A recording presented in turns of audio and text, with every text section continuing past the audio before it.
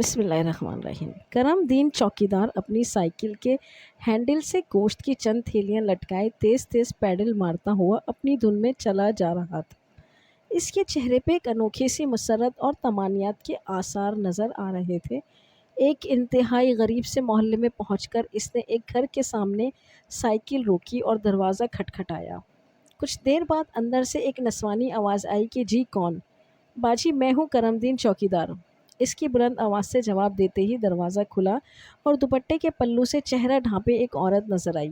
کرم دین نے نگاہیں جھکاتے ہوئے اس خاتون کو بڑے احترام سے سلام کیا، حال احوال پوچھا، عید کی مبارکباد دی اور گوشت کی ایک تھیلی اس کی طرف بڑھاتے ہوئے کہا، لے باجی یہ آپ کا حصہ ہے۔ اس عورت نے تھیلی لیتے ہوئے کرم دین کو مخاطب کرتے ہوئے کہا کہ کرم دین میں تیرا شکریہ ادا نہیں کر سکتی، بس اللہ کے سامنے اپنے بچیوں کی یتیمی پیش کر کے تیرے لیے ہمیشہ خیر مانگتی رہتی ہوں۔ یہ سن کر کرم دین کی آنکھیں بھی ڈبڈبا گئیں۔ اس نے جلدی سے چہرہ دوسری طرف کرتے ہوئے کہا کہ دیکھ بہن، تجھے کتنی بار کہا ہے کہ ایسی باتیں نہ کیا کر، مجھے اچھا نہیں لگتا۔ تو میری بہنوں کی طرح ہے اور تیری بیٹیاں مجھے اپنی بیٹیوں کی طرح ہی عزیز ہیں۔ اچھا اب میں چلتا ہوں، مجھے اور گھروں میں بھی ان کا حصہ پہنچانا ہے۔ یہ کہہ کر وہ اس خاتون کا جواب سنے بغیر سائیکل پہ بیٹھا اور جلدی سے آگے بڑھ گیا۔ یہ حاکم علی مالی کے گھر تھا اور اس خاتون حاکم علی کی بیوہ تھی۔ یہ کرم دین چوکیدار حاکم علی ایک بہت بڑے سیٹھ کے بنگلے پہ کام کرتے تھے۔ دونوں میں اگرچہ کچھ خاص تعلق نہیں تھا، بس اچھی سلام دعا تھی اور روز آتے جاتے ایک دوسرے کا حال پوچھتے تھے۔ دونوں میں غریبی کے علاوہ ایک بات یہ بھی مشترک تھی کہ دونوں کی چار بیٹیاں ہی تھیں، کوئی بیٹا نہیں تھا۔ ایک دن ایسا ہوا کہ حاکم علی کام پہ نہ آیا تو یوں پہلے بھی کئی بار چھٹی کر لیا کرتا تھا، لیکن آج شاید سیٹھ صاحب کے کچھ مہمان آنے تھے، اس لیے انہوں نے کرم دین کو اس کا پتہ کرنے کے لیے اس کے گھر بھیج دیا۔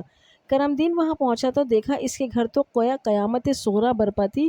حاکم علی کی بیوی اور بیٹیاں دھاڑے مار مار کے رو رہی تھیں۔ حاکم علی رات سویا تو صبح اٹھا ہی نہیں۔ وہ اپنی بیوی اور بیٹیوں کو اس دنیا کے رحم و کرم پہ چھوڑ کر ہمیشہ کے لیے سو چکا تھا۔ کرم دین بیچارہ خود بھی بہت غریب آدمی تھا اور بال بچے دار تھا، مگر اس دن سے ہر چھوٹی بڑی عید پہ جتنا ہو سکتا تھا ان کے لیے کوئی نہ کوئی چیز اور گوشت پہنچا دیا کرتا تھا۔ کرم دین جب پہلی بار ان کے ہاں گوشت لے کر آیا تو حاکم علی کی بیوی نے روتے ہوئے کہا کہ کرم دین اللہ تیرا بھلا کرے، آج میرے بچے 1.5-2 سال بعد پہلی بار گوشت کھائیں گے۔ بس یہ جملہ سننا تھا کہ اس کے دل پہ خنجر سے چل کے رہ گئے۔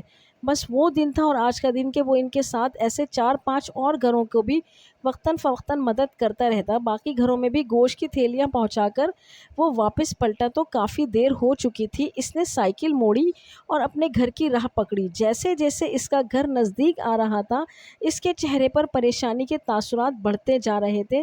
راستے میں ایک جگہ ایک نلکے پہ رک کر اس نے سائیکل صاف کرنے والا کپڑا بھگو کر ہینڈل پہ لگے گوشت اور خون کے نشانات کو صاف کیا۔ وہ شاید نشانات اپنے گھر والوں سے چھپانا چاہتا تھا۔ پھر وہ دوبارہ اپنے گھر کی طرف چل دیا۔ یہ اس کا ہر سال کا معمول تھا کہ وہ صبح سویرے اپنے پرانے دھلے ہوئے کپڑے پہن کر عید کی نماز پڑھنے سے اپنی کچی بستی سے بہت دور شہر کے سب سے بڑے محلے میں جاتا اور عید کی نماز کے بعد لوگوں کے گھروں سے گوشت جمع کرنا شروع کر دیتا۔ گو کہ وہ ذاتی طور پہ بہت خوددار انسان تھا، کسی کے سامنے ہاتھ پھیلانا اس کے لیے مر جانے کے برابر تھا، مگر حاکم علی کی بیوہ اور یتیم بچیوں کی خاطر وہ یہ کام بھی کر گزرتا۔ وہ دوپہر تک گوشت جمع کرتا اور دوپہر کے بعد ان گھروں میں جا کے دے آتا۔ وہ لوگ یہی سمجھتے شاید کرم دین کی اپنی قربانی ہوتی ہے، اور واقعی یہ کرم دین کی قربانی ہی تھی۔ وہ اپنی عزت نفس اور خودداری کے گلے پہ چھری پھیر کر ہی ان لوگوں کے لیے سامنے دامن پھیلا کر گوشت اکٹھا کیا کرتا تھا، اور ظاہر ہے اس کے لیے سب سے بڑی قربانی اور کیا ہو سکتی تھی۔ سال بعد کرم دین کی بدولت گوشت کا منہ دیکھنے کے لیے یہ کب جانتے تھے کہ خود کرم دین کے گھر سال کے بعد بھی گوشت نہیں پکتا۔ کئی بار کرم دین کے جی میں آیا کہ وہ ایک ہاتھ تھیلی اپنے گھر بھی لے جائے، مگر ہر بار اس کا ضمیر اس کے آڑے آ جاتا اور اپنے بچوں کو یہ گوشت چاہتے ہوئے بھی نہیں کھلا پاتا۔ کرم دین کی بستی قریب آ چکی۔ اس نے اپنی آنکھوں کی نمی کو لوگوں سے نظریں بچا کر صاف کیا اور اپنے درد و الم کے چہرے کے مصنوعی تاثرات سے چھپانے کی کوشش کرتا ہوا اپنی گلی میں مڑ گیا۔ اب اس کے سامنے اس کا اپنا گھر کا دروازہ موجود تھا، جس کے پار غربت و افلاس کا لبادہ اوڑھے اس کی بیوی اور بیٹیاں اس کی منتظر تھیں۔ کرم دین نے کچھ لمحے توقف کر کے دروازہ کھٹکھٹایا۔ اس کی چھوٹی بیٹی نے دروازے کی درز میں سے اپنے باپ کو دیکھ کر دروازہ کھول دیا۔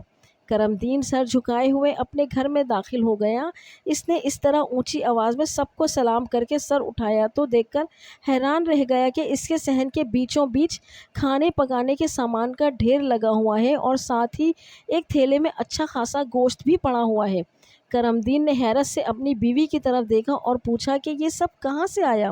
اس کی بیوی بولی کہ ایک بہت بڑی گاڑی میں کوئی بڑا آدمی آیا تھا، وہ کہہ رہا تھا کہ وہ آپ کو جانتا ہے اور ساتھ میں ایک چٹھی بھی دے کر گیا ہے۔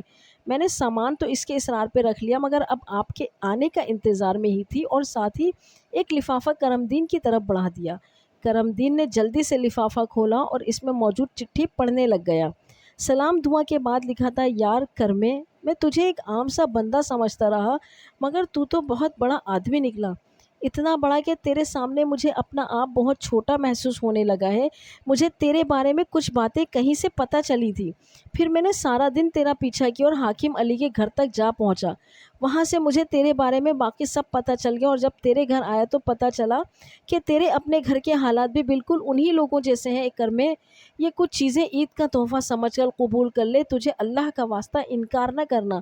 آج سے تیرا اور باقی 5 گھروں کا سارا خرچ میرے ذمے ہوا، باقی باتیں شام کو بنگلے پہ کرتے ہیں، اور ہاں آج ڈیوٹی پہ ذرا جلدی آ جانا، منجانب تیرا سیٹھ۔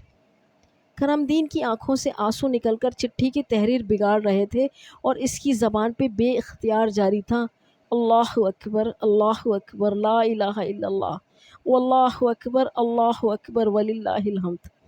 بے شک اللہ ہی سب سے بڑا ہے اور سب کا آسرا رکھنے والا۔ اللہ سے ڈرنے والوں کے لیے اللہ رزق کے دروازے وہاں سے کھولتا ہے جہاں سے ہمیں گمان بھی نہیں ہوتا۔